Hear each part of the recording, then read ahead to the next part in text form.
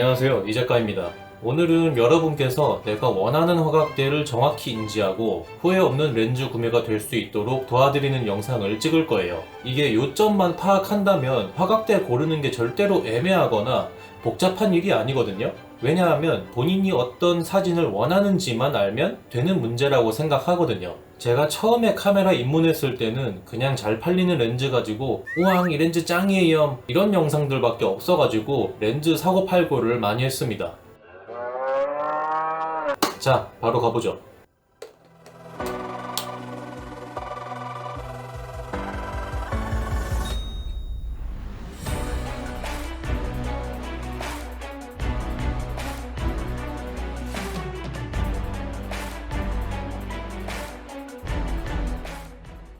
렌즈는 결국은 여러 화각대를 구매하게 됩니다.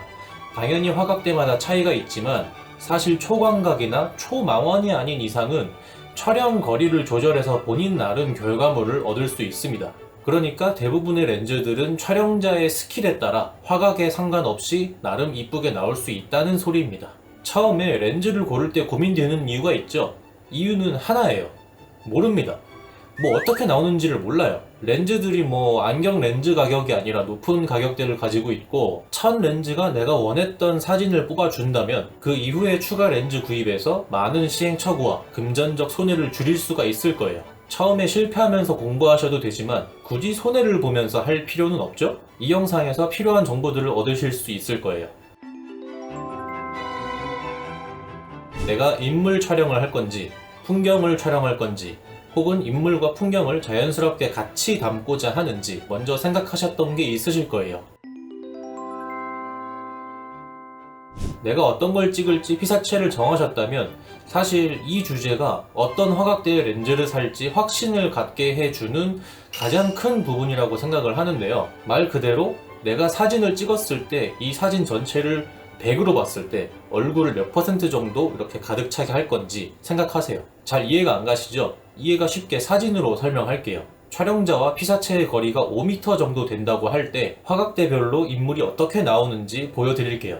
화각대가 가지는 의미는 카메라와 피사체 사이에 거리가 고정일 때 크다고 할 수 있습니다. 그리고 보여드릴 이미지 중에서 내가 이쁘다고 생각되는 구도가 발견된다면 그 화각대를 알아보시면 됩니다. 보실 때 주 포인트가 있습니다. 사진에서 주 피사체가 얼만큼 비율을 차지하는가, 뒷배경의 아웃포커싱이 얼마나 강하게 나타나는가. 이 영상에서는 5m 거리에서 촬영했는데 내가 촬영할 때는 어느 정도 거리에서 할 것인가. 뭐 그건 자유지만 신경 쓰고 보세요. 24mm부터 시작합니다. 보시면 아시겠지만 인물에 집중되기보다는 풍경에 좀 더 집중되는 모습이 보이죠. 그리고 지금 조리개가 점점 개방이 되고 있는데도 불구하고 주 피사체 말고 그 뒷배경의 심도 표현이 그렇게 강렬하게 일어나지 않는 모습을 보실 수가 있습니다. 일어나고는 있지만 우리가 좀 느끼기에는 좀 무리가 있죠. 1.8 정도는 돼야 이렇게 느껴지네요. 50mm입니다. 24mm보다 훨씬 더 인물에 집중되는 사진을 보실 수가 있습니다. 50mm의 경우는 사람이 보는 시야각과 비슷하다 그래서 표준 렌즈로 많이 꼽히고 있는데 조리개가 개방되면 될수록 심도 표현이 이쁘게 되는 것을 보실 수가 있습니다.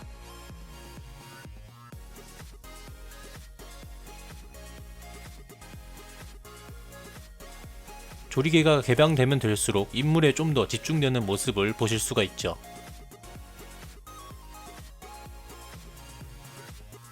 70mm입니다.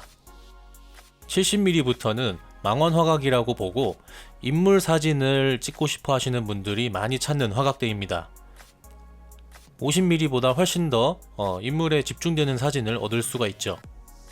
그리고 느끼셨는지 모르겠는데 지금 보시면 24mm나 50mm보다 조리개가 개방되면 될수록 심도 표현이 되는 그 강도가 훨씬 더 강해지는 모습을 보실 수가 있습니다.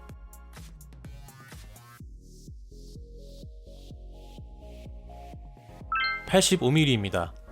소니에서 가장 유명한 인물 사진용 렌즈 8호금이라고 불리는 f1.4의 조리개를 가진 85mm GM 렌즈가 있는데 그 느낌을 내보기 위해서 GM2 렌즈로 70-200 이걸로 촬영을 해보았습니다. 그리고 확실히 70mm보다 이 85mm 화각대가 인물에 더 집중되고 인물 뒤에 배경이 좀 더 부드럽고 이쁘게 날아감으로써 훨씬 더 이쁜 사진을 내주는 것을 보실 수가 있습니다. 135mm입니다. 135mm도 85mm만큼 인물 사진용 렌즈에서 인기가 많은 화각대입니다. 왜냐하면 지금 보시면 아시겠지만 85mm보다 망원이기 때문에 인물이 더 도드라지게 보이고 뒷배경이 이쁘게 날아가는 모습을 보실 수가 있기 때문이죠.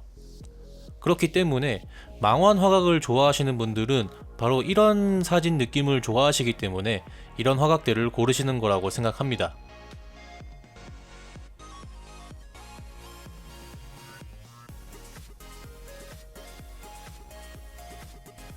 200mm입니다. 제가 200mm를 보여드리는 이유는 135mm의 이 화각대보다 훨씬 더 망원일 때는 어떻게 보여지는가를 보여드리기 위해서 지금 하고 있는데, 지금 F11부터 시작했는데 F9부터도 심도 표현이 좀 강하게 나타나는 것을 보실 수가 있고, 지금 F6.3 그리고 F5.6 이 정도만 되면 다른 앞에 보여드렸던 이제 화각대 렌즈들의 F2, 1 그 수준의 이 심도 표현을 보여주기 때문이죠. 망원일수록 주 피사체에 집중된다는 겁니다. 이렇게 고정된 거리의 촬영본을 보셨는데 20mm 쪽은 광각이라고 하는 화각대인데 인물에 집중되게 하는 데에는 무리가 있죠. 50mm부터 인물에 집중되기 시작하고 85mm부터 확실히 인물이 돋보이는 멋진 인물 사진이 됩니다. 그리고 135mm부터는 더 인물에 집중되죠. 망원의 화각일수록 촬영 거리만 확보된다면 이쁜 사진이 나오는 걸 확인하실 수 있어요. 일반적으로 풍경이나 은하수를 촬영하신다면 기호에 맞게 10mm부터 24mm까지 추천드리고요. 인물 촬영에서 나는 멀리서 찍는 게 싫다면 35mm부터 50mm, 거리는 상관없고 인물이나 특정 피사체에 집중된 사진을 얻고자 하신다면 85mm부터의 망원 화각을 보시면 됩니다. 망원의 화각일수록 주 피사체와 배경의 심도 표현이 이쁘게 된다는 사실을 알았으니까 이제 조리개로 넘어가죠. 휴대폰 카메라도 인물 사진 모드를 하면 아웃포커싱이 되고 피사체에 집중되는 사진을 얻을 수 있습니다. 다만 휴대폰은 광학 심도를 주는 게 아니라 뒷배경을 블러 처리해서 합성하는 방식이지만 카메라에서는 렌즈 자체의 광학 심도와 조리개로 심도를 조절합니다. 렌즈야 빛을 얼마나 받을래 하고 정해주는 거죠. 최대 개방 조리개의 수치가 낮으면 낮게 제작될수록 피사체 뒤에 뒷배경 날아가는 게 더욱 강해지고 빛도 더 많이 받아들일 수 있으니까 야간이나 저조도의 촬영에서도 좋습니다. 때문에 오직 인물에만 집중되게끔 얕은 심도 표현의 사진이나 영상을 원하신다면 망원이라는 화각에 고집할 필요 없이 f1.8 이하의 조리개를 가진 렌즈를 구매하시면 좋을 것 같습니다. 그리고 이미 보통 이쁘다 하는 화각대 렌즈들이 이미 f1.4나 f1.8, 2.8의 조리개를 가지고 있으니까 보시고 마음에 드시는 걸 구매하시면 되겠죠. 이와 반대로 나는 항상 밝은 곳에서 촬영한다거나 그런 작품 같은 사진을 만드는 데 관심이 없으시다면 f3.2, f4부터 시작하는 렌즈를 하셔도 좋을 거라고 생각됩니다. 아참, 18-105mm G렌즈처럼 영상 촬영을 타겟으로 나오는 렌즈들이 있을 수 있으니까 잘 보시고 구매하세요. 그런 렌즈들은 뭐 못 볼 정도는 아니지만 사진이 이쁘게 잘 나오는 렌즈는 아니거든요.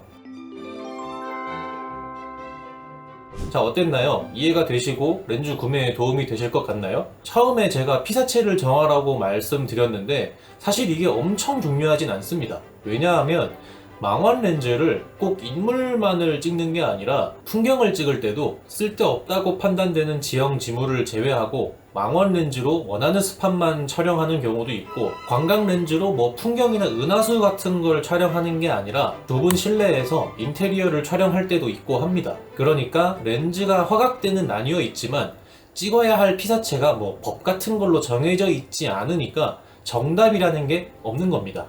그래서 무슨 화각대를 사야 하나 초심자분들은 혼동이 올 수밖에 없고 막상 구매했는데 마음에 들지 않는 경우가 있어서 뭐 중고로 판매한다든지 그런 경우가 발생하는 게 이런 부분 때문입니다.